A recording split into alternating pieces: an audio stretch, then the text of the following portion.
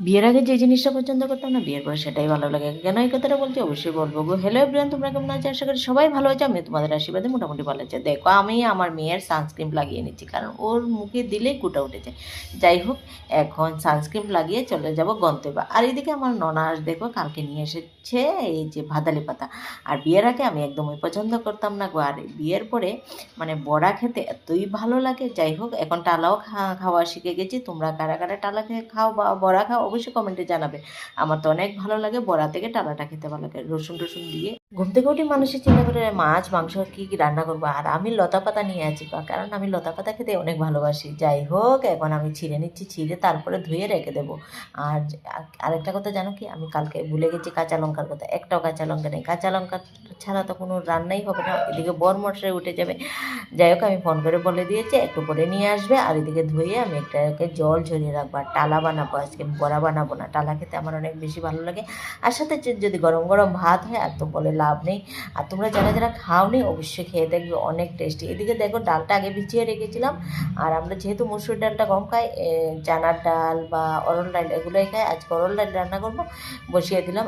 এদিকে দেখো বর 2-3 দিন হয়েছে গো, একটা বেল এনেছে বাজার থেকে। আর বেলটা পাকা আর গন্ধটা অনেক দারুণ গো। কিন্তু আমি গন্ধ সহ্য করতে পারি না। আজকে ভাবলাম এটা যদি সদ্গতি না করি তাহলে তো আমাকে কথা শুনতে হবে, তাই সদ্গতি করতে লেগে গেলাম গো। যাই হোক, আমার মেয়েকে বললাম খাবে নাকি, না খাবে না। যাই হোক, আমাকে বর বলছে তুমি একটু খেয়ে না, আমি তো বেলের গন্ধ সহ্যই করতে পারি না, খাবো কোথা থেকে।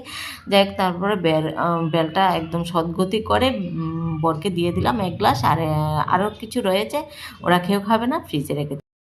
কাঁচা লঙ্কার কথা বলে দিয়েছিলাম, এখনও আসেনি, তাই ভাবলাম আগে আটাটা মেখে নিই। আটাটা মেখে তারপরে চলে গেলাম রান্না করতে। আগে ভাবলাম যে কাঁচা লঙ্কা তো টালাতে লাগবে না, টালাটা আগে করে নেব, তারপরে কাঁচা লঙ্কা আসলে তারপরে ডাল টাল এগুলো বানাবো আর কি। যাই হোক, এখন এটা রেডি করে চলে গেলাম আবার রান্না করে। এখন টালা বানাবো গো। টালা টালা টালা খেতে খেতে কে কে ভালোবাসো গো। যারা গরম গরম ভাত দিয়ে একবার খাবে বলবে বারবার খাবো।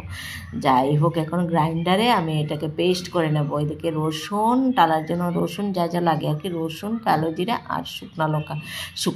শুকনো লঙ্কাটা একটু বেশি করে দিয়েছি, একটু ঝাল হলে ভালো লাগে। যে কোনো টালাতেই ঝাল না হলে ভালো লাগে না। যাই হোক, এখন সব গ্রাইন্ডারে পেস্ট করে নেব। পেস্ট করে তারপরে একটু সরষের তেল দেবো কড়াইতে দিয়ে তারপরে একটু ভালো করে নাড়াচাড়া করবো। গ্যাসটা কিন্তু একটু কমিয়ে দিতে হবে, আস্তে আস্তে হোক। এদিকে দেখো ছেলে উঠে গেছে, বড় উঠে গেছে। বড় উঠেই তো আমাকে অর্ডার দিয়ে দিল চা বানাও চা বানাও। আমি বলছি দাঁড়াও গো দাঁড়াও, বানাচ্ছি। যাই হোক, বরকেও চা দিয়ে দিলাম চা। এখন আমিও খেয়ে নিচ্ছি গো। আর আজকে চার সাথে কি নিয়ে নিলাম জানো, ডালমুট আর মুড়ি ভাজা। প্যাকেটের মুড়ি ভাজাটা এত টেস্টি, আমাদের দোকানেই